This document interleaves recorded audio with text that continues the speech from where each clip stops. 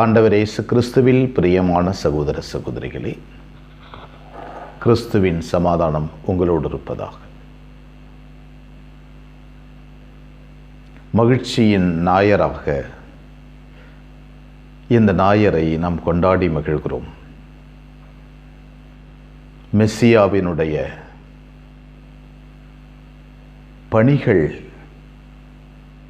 நம்முடைய வாழ்க்கையிலும் நடைபெறுகிறது என்பதை நினைத்து மகிழ்ந்து ஆண்டவருக்கு நன்றி சொல்கிறோம். திருமுழுக்கு யோவான் சிறையில் இருக்கிறார். தன் சீடர்கள் இருவரை அனுப்புகிறார். யோவான், அந்திரேயா.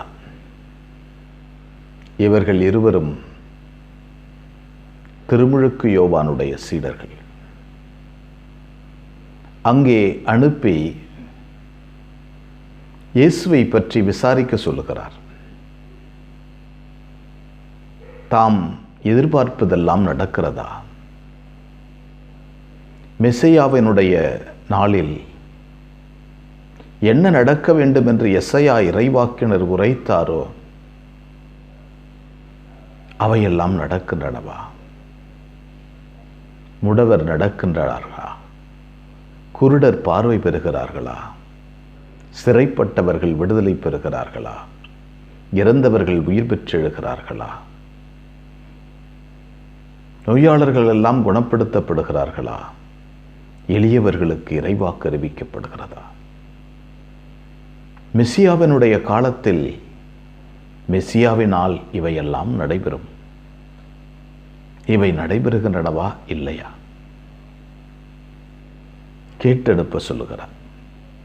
ஏனென்றால் ஆண்டவர் நாசரேத்து ஊரிலே முதலில் இறைவாக்கு அறிவிக்க புறப்பட்ட போது அவரிடம் கொடுக்கப்பட்ட ஏட்டு சுருள் எசையாவினுடைய இறைவாக்குதான்.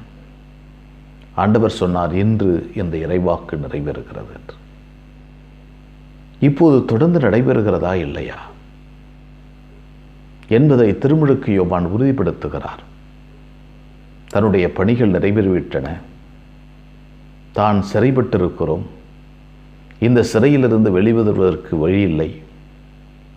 இனி முதற்கொண்டு தன் பணிகள் நிறைவுக்கு வரப்போகிறது.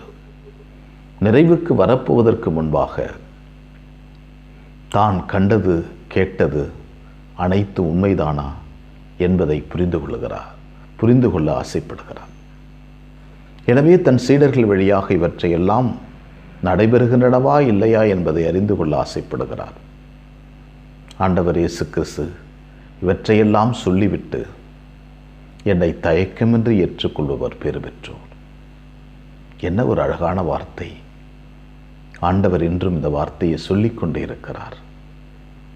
என்னை தயக்கமின்றி ஏற்றுக்கொள்பவர் பேறு பெற்றோர். என் பணிகள் வழியாய் இவையெல்லாம் நடைபெறும். குருடர் பார்வை பெறுவர், முடவர் நடப்பர், தொழுநோயாளர்கள் குணமாக்கப்படுவார்கள், காது கேளாதோர் கேட்பார்கள், இறந்தவர்கள் உயிர் பெற்றெழுவார்கள்,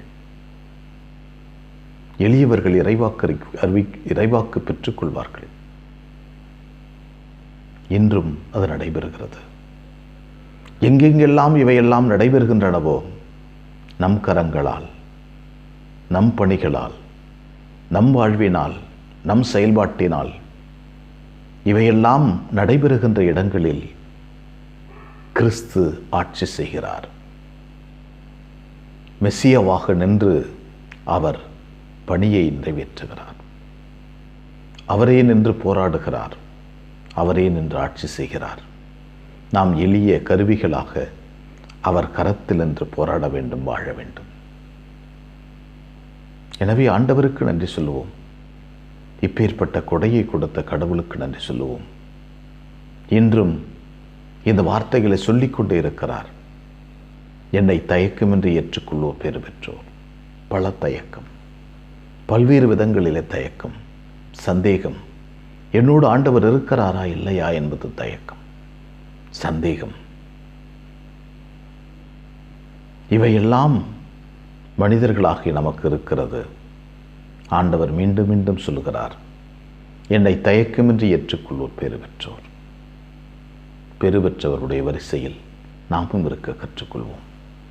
எங்களை வழிநடத்துகின்ற ஆண்டவரை எம்மை போற்றுகிறோம். அற்புதமான நாளுக்காக நன்றி சொல்கிறோம். எங்களுக்கு நீர் கொடுத்த வல்லமைக்கு நன்றி, ஆசீர்வாதங்களுக்கு நன்றி, தோழமைக்கு நன்றி. ஆண்டவரே, உமது அருளால் எங்களை வழிநடத்தும், உமது வல்லமையால் எங்களை வழிநடத்தும். ஆண்டவரே, எங்களுடைய வாழ்க்கையிலும் நீர் பல்வேறு நற்காரியங்களை செய்கிறீர், அற்புதங்களை செய்கிறீர், அருங்குறிகளை செய்கிறீர். என்றும் எங்கள் வாழ்க்கையில் நீர் ஆட்சி செய்கிறீர். உமது இறைவாக்கு அறிவிக்கப்படுகிறது. தயக்கமின்றி உம்முடைய பிரசன்னத்தை நாங்கள் வாழ்நாளெல்லாம் ஏற்று வாழ வரம் தாரும். அன்னை மரியே, எங்கள் அன்பு தாயே, உன் திருமகனிடம் எங்களுக்காக இடைவிடாது பரிந்து பேசும். ஆமீன்.